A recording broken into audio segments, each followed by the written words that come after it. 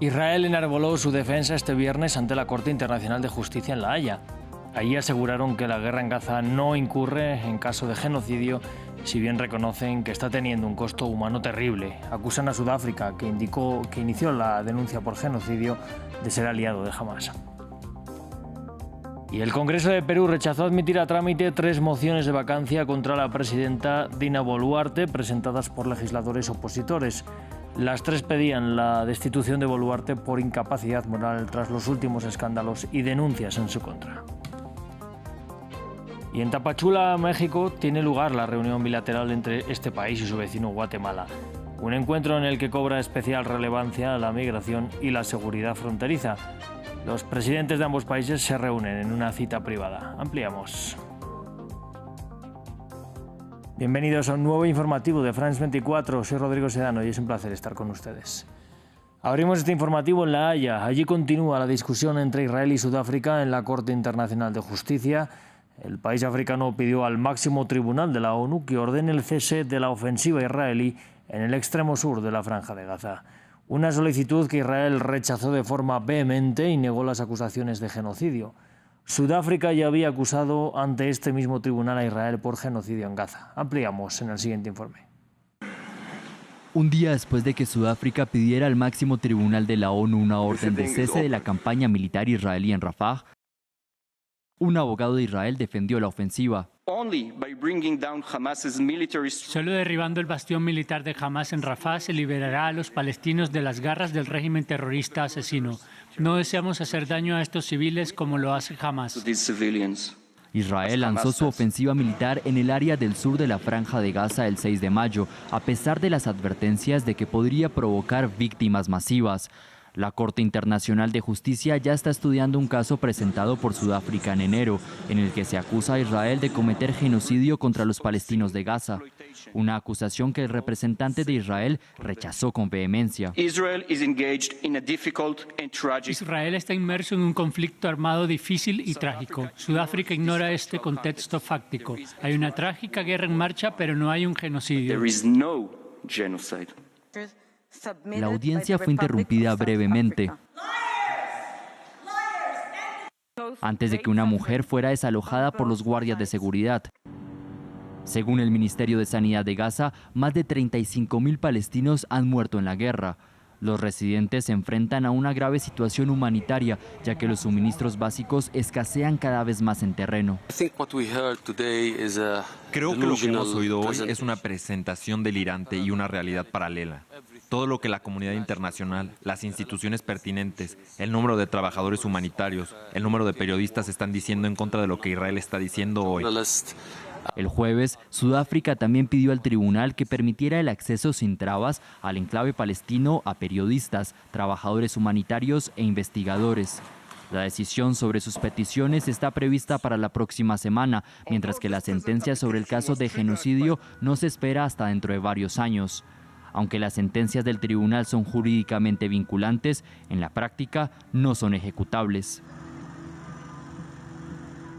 También este viernes el portavoz del ejército israelí, Daniel Hagari, informó que las fuerzas militares recuperaron los cuerpos de los 3 rehenes en Gaza. Se trata de Sani Louk, Amit Bouskila y Ginat Gelent, cuyos cuerpos habrían sido llevados a Gaza. Según la información creíble que hemos recopilado, Sani Louk, Amit Bouskila y Yitzhak Gelernet fueron asesinados por Hamás mientras escapaban del Festival de Música Nova el 7 de octubre.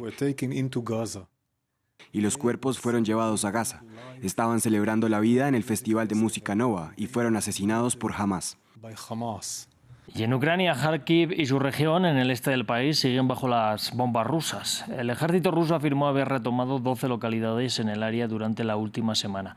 Las tropas de Moscú se encuentran a solo unas decenas de kilómetros de Kharkiv, pero Vladimir Putin, en viaje a Beijing, aseguró que no busca tomar el control de la ciudad. Se esperan combates aún más intensos en la región en los próximos días, según el alto mando ucraniano. El informe es de William Gasso.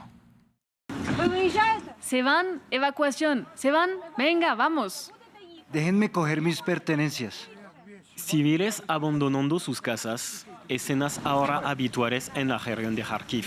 El ejército ruso afirmó seguir avanzando y haber retomado 12 localidades en el área durante los últimos 7 días. En Vovchansk, a unos 45 kilómetros de Kharkiv, se escuchan los combates, obligando a los habitantes a huir. La calle vecina a la mía está atravesada por disparos. Entendí que allí las balas vuelan de un lado a otro, así que no tuve oportunidad de ver si había soldados, excepto de los ucranianos. La situación aparece crítica para las tropas ucranianas de este frente. Las tropas rusas se acercan de Kharkiv, pero Vladimir Putin aseguró que no busca tomar el control de la ciudad. Según el presidente ruso, el objetivo de la ofensiva es crear una zona tapón para proteger a Rusia de los ataques ucranianos, en particular contra la ciudad fronteriza de Belgorod. Lo que está ocurriendo en dirección a Kharkiv también es culpa de Ucrania, porque han bombardeado y siguen bombardeando zonas residenciales en los territorios fronterizos, incluida Belgorod.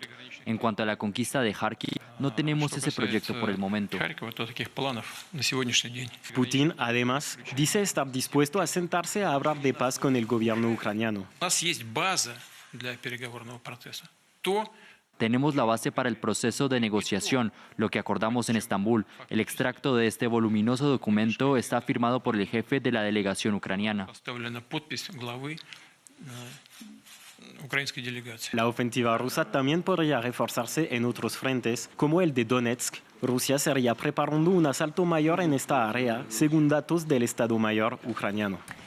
Y Eslovaquia sigue pendiente de la salud de su primer ministro, Robert Fico, después del intento de magnicidio del pasado miércoles. Este viernes, un portavoz afirmó que el sospechoso comparecerá ante la justicia el sábado. Al tiempo, el viceprimer ministro Robert Kaliňák informó que Fico se encuentra estable, pero aún grave después de haber sido sometido a una nueva operación de 2 horas. Aseveró que aún se deberá esperar para ver en qué dirección evoluciona su estado de salud. Su estado sigue siendo muy grave, pero este procedimiento permitió controlar y mejorar la curación de cada una de las heridas de bala. Creo que pasarán algunos días más antes de que podamos entender definitivamente la dirección de su recuperación. Vamos a hablar ahora de Perú, en donde el Congreso rechazó admitir a trámite 3 mociones de vacancia contra la presidenta Dina Boluarte, presentadas por legisladores opositores. Desde Lima nos amplía Francisco Zacarías. El Congreso de Perú rechazó 3 mociones de destitución contra la presidenta Dina Boluarte por incapacidad moral permanente. Previamente, los legisladores habían señalado que existiría una clara obstrucción a la justicia y abuso del poder por parte de la presidenta Dina Boluarte y su entorno, en casos de corrupción, en que la presidenta no ha podido esclarecer la posición de relojes Rolex. Por otro lado, exigían sanción contra la mandataria por presuntamente obstaculizar una investigación de tráfico de influencias que incrimina principalmente a su hermano Nicanor. Y también se pedía que se sancione a Boluarte por los 12 días que supuestamente abandonó el poder para someterse a cirugías estéticas. Y luego de un corto debate que duró alrededor de 1 hora, el Parlamento mandó al archivo las 3 mociones de vacancia presidencial. Los congresistas de centro izquierda criticaron a las bancadas de derecha porque dijeron que no les importaban los indicios de corrupción, presuntos actos ilícitos que habría realizado la mandataria peruana y su entorno, con la finalidad de que se mantenga al Poder Legislativo y al Poder Ejecutivo hasta el año 2026. Pero Dina Boluarte no puede cantar victoria todavía.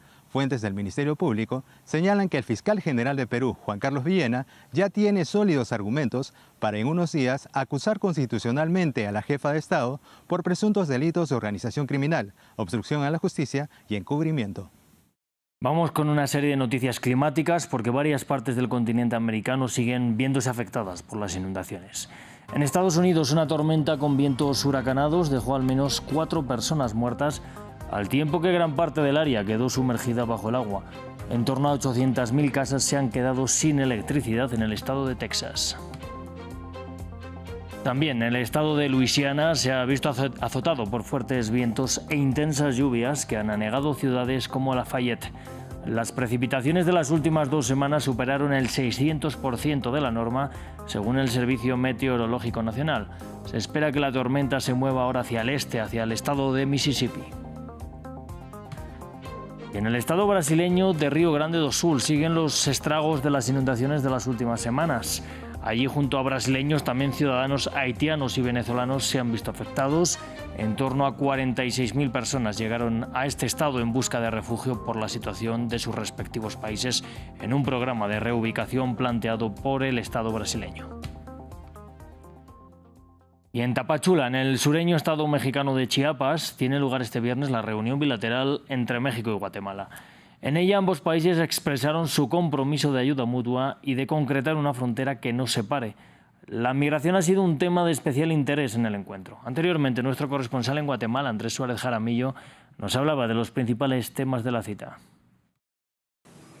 Bueno, el presidente AMLO nuevamente manifestó su compromiso y su celebración con el pueblo de Guatemala por haber elegido a un presidente con vocación democrática y con dimensión social, por lo cual dijo que es momento para que estos dos países desde su frontera se unan por los lazos históricos, culturales, económicos que tienen, y dijo que además habrá grandes resultados, grandes frutos de esta reunión bilateral. En reciprocidad, el presidente Bernardo Arévalo dijo que las fronteras a veces se separan, pero a veces se unen, y es menester de las autoridades políticas el hecho que se unan, por lo cual dijo que desde su gobierno están prestos y están listos para hacer que esta frontera sur esté más unida que nunca, desde 4 ejes centrales, los cuales son en su orden: el primero, el tema de seguridad, teniendo en cuenta las cifras de criminalidad relacionadas con los carteles del narcotráfico en el estado de Chiapas. El segundo es un tema de infraestructura, en donde se habló de la opción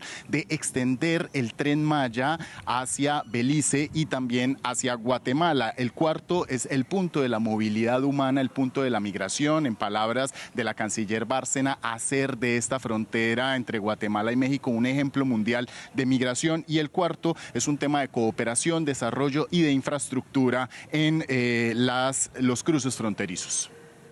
En el estado de Morelos, con una tradición agrícola muy arraigada, los campesinos están enfrentando severos problemas, principalmente por la sequía que asfixia los cultivos, pero también por la falta de apoyos del gobierno mexicano. Los agricultores demandan de las candidatas punteras, tanto a nivel estatal como federal, que volteen a ver al campo y destinen los recursos necesarios. Nuestros corresponsales Aurora Bayú y Mario Carbonell prepararon el siguiente reporte. El estado de Morelos es cuna del agrarismo mexicano. En 1910, Emiliano Zapata luchó porque los campesinos tuvieran tierras que cultivar. Más de un siglo después, el campo y la agricultura de Morelos están en una severa crisis, producto de la falta de agua y la falta de apoyos a los campesinos. Cuando yo empecé a trabajar aquí, hasta las plantas se daban sin fumigar, sin nada. Sembrábamos y pues rápido el agua, y como teníamos constante el agua, pues ahorita está muy bajo su precio, está muy bajo. No nos reditúa lo que le estamos invirtiendo. Desgraciadamente, por la falta de agua que hubo el año pasado, llegamos a tener unas pérdidas de alrededor del 70% en la producción del sorgo. A inicios de 2024, el 100% de los municipios de Morelos presentó algún grado de sequía.